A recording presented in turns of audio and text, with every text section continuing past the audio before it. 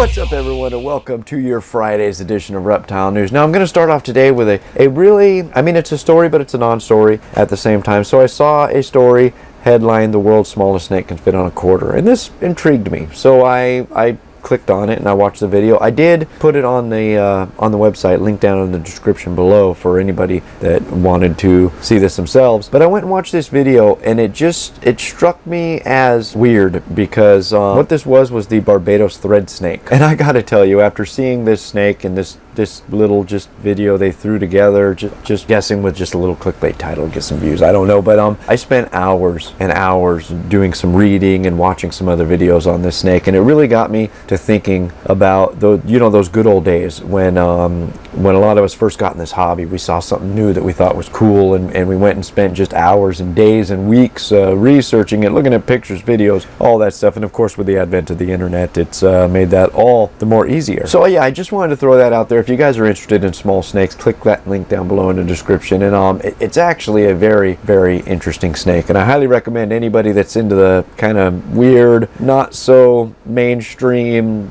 reptile-ish type of stuff to check that out. And now we're going to move on to something that's actually pretty awesome out of Panama, was it? I believe it is. We're going to talk about some poison dart frogs. So a friend actually sent me this link on poison dart frogs and them imprinting on their mothers. And we've always, not always, but whenever we get into topics like this, I always tell people that I'm not going to try to pronounce some of these big words and all of that stuff. But what I'll do is I have the article right here. I'll just go ahead and read from it. It says, "In the past, people assumed that this group of brightly colored poison dart frogs were a warning against predators that their skin was toxic. But predators don't seem to care what color the frogs are, at least based on their earlier experiments. That's why they're starting to ask whether or not they use color to choose their mates." And then it goes on to say, "We discovered that female frogs with parents of the same color tended to choose mates of that same color, whereas frogs with foster parents of a different color would choose mates of the color of their foster parent. The same was true for male-to-male aggression. This tells us that imprinting was more important than genetics when it comes to shaping these behaviors based on color." And they are saying that down there, and there are some islands that only have one color, and this type of imprinting can potentially lead to newer species apparently evolving off into the future. And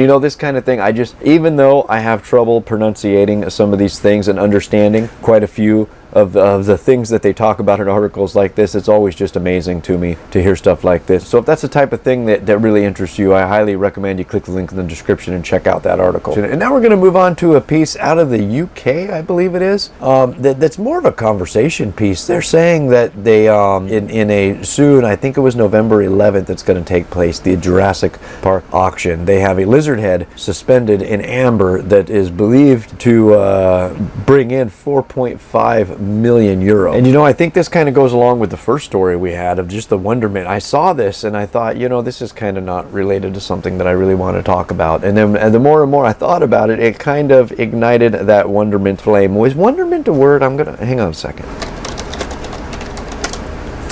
Yes, it is a noun, a state of awed admiration or respect. So wonderment is a word, just now you know, the more you know. So it really got me to thinking the whole storyline of Jurassic Park, and I know this is way, way out there, but all these things encased in amber in kind of a state of suspended preservation, would you say? But I'm getting off topic. It was an actual interesting article that just talked about some of the pieces that are going to be auctioned off during this auction. And in closing, I'd like to say tomorrow something absolutely amazing is going to happen on this channel, and I'm not going to really share any details or really many details. It's not that I can't, it's not like it's G14 classified, but I think if I shared the details it would ruin the surprise. So at 8 p.m. Pacific Standard Time tomorrow, you guys should be at this channel. I'm not going to tell you why. You should just be at the DRN YouTube channel and see what's going to happen. Of course, as things go with scheduling, it might be 10 or 15 minutes early or late or whatever, getting things set up, but nonetheless around 8ish tomorrow night, that's Saturday night, there's going to be an amazing thing going on. So I highly recommend you be here. And that, my friends, has been all your news for this Friday. If you'd like to read any more about these stories, those links are right down below here in the description. And as always, if you're still watching, my name is Jason White. Now you know what's going on in the reptile world. Be good to each other, and we'll see you Monday, and have an amazing weekend.